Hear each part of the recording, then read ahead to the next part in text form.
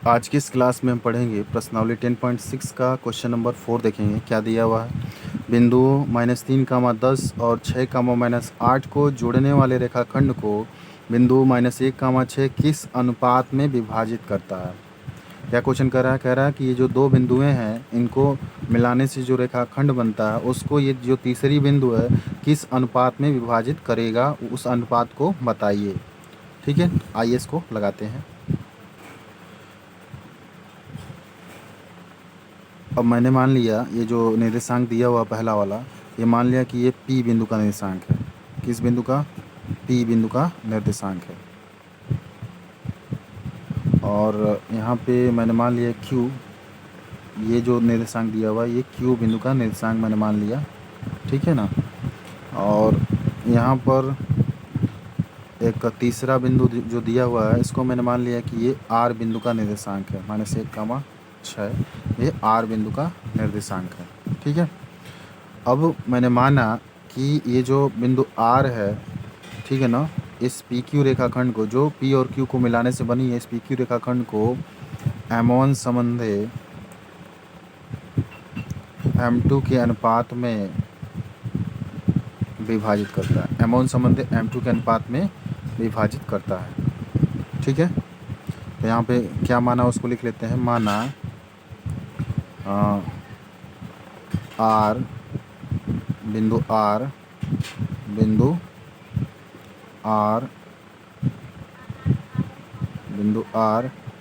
जिसके निर्देशांक -1, 6 है ना, बिंदुओं P -3, 10 तथा Q -6, -8 को मिलाने वाली रेखाखंड को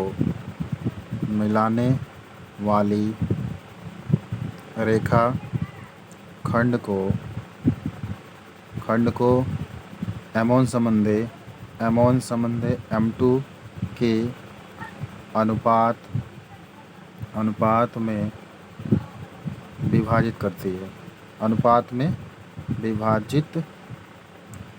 करती है। ये हमने मान लिया। तब विभाजन सूत्र से,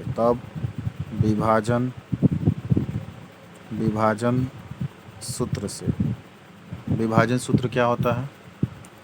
ये होता है x बराबर m1 x2 plus m2 x1 बटे m1 प्लस m2। और y बराबर क्या होता है? y बराबर होता है m1 y2 plus m2 y1 बटे, ठीक है, m2 y1 बटे m1 प्लस m2। ये आपका x1 है, ये y1 है, ये x होता है, ये y होता है, ये x2 होता है, ये y2 होता है।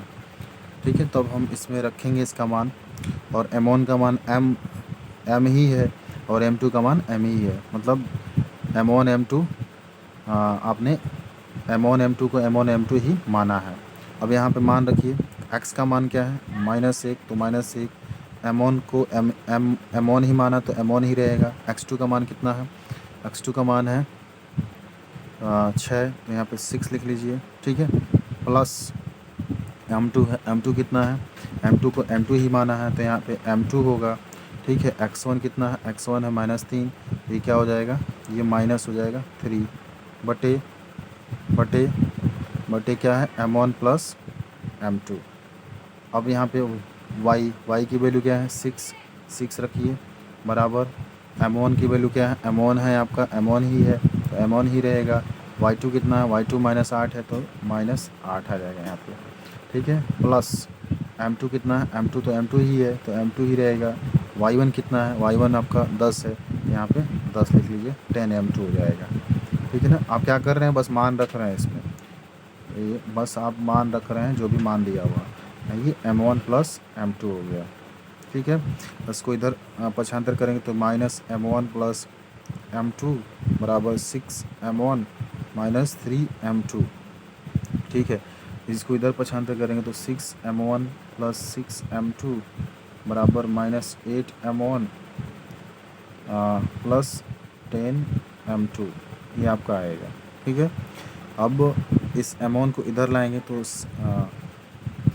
7 हो जाएगा। देखिए M1 इधर आएगा तो जुड़ जाएगा तो 7 M1 हो जाएगा, और यहाँ पे माइनस हो जाएगा, यहाँ पे माइनस से मल्टीप्लाई करें तो माइनस होगा।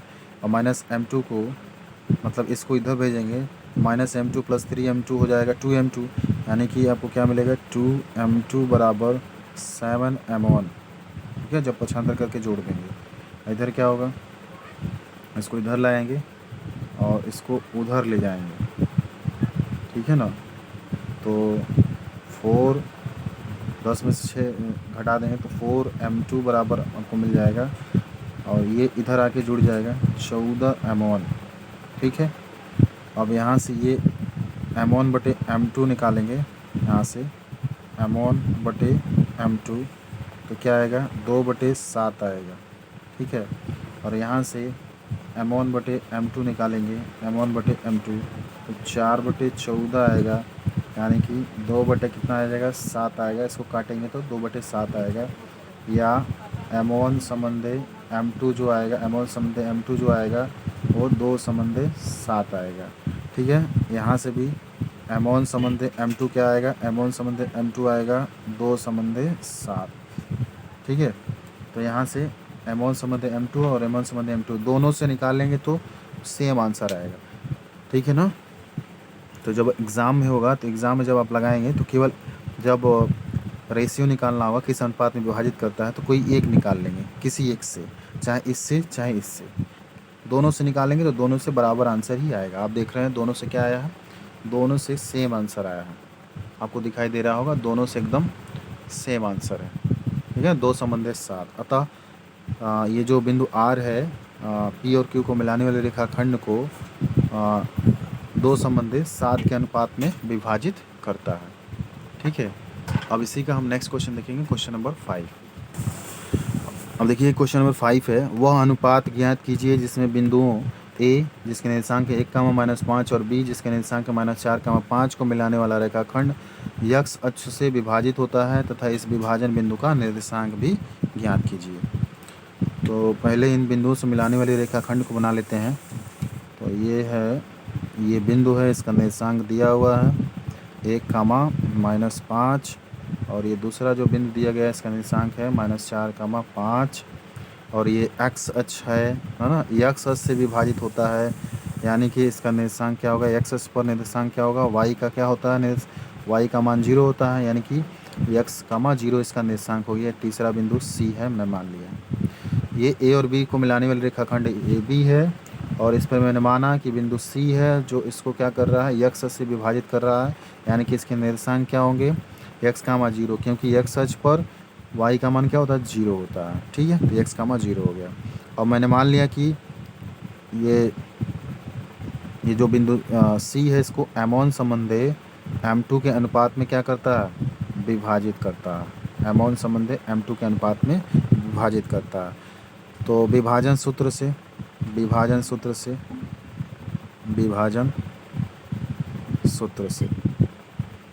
ठीक है ना, चूँकि ये अंतर विभाजन करता है तो विभाजन सूत्र से, अंतर विभाजन के लिए क्या सूत्र होगा, x बराबर M1 x2 plus M2 x1 बटे M1 प्लस M2।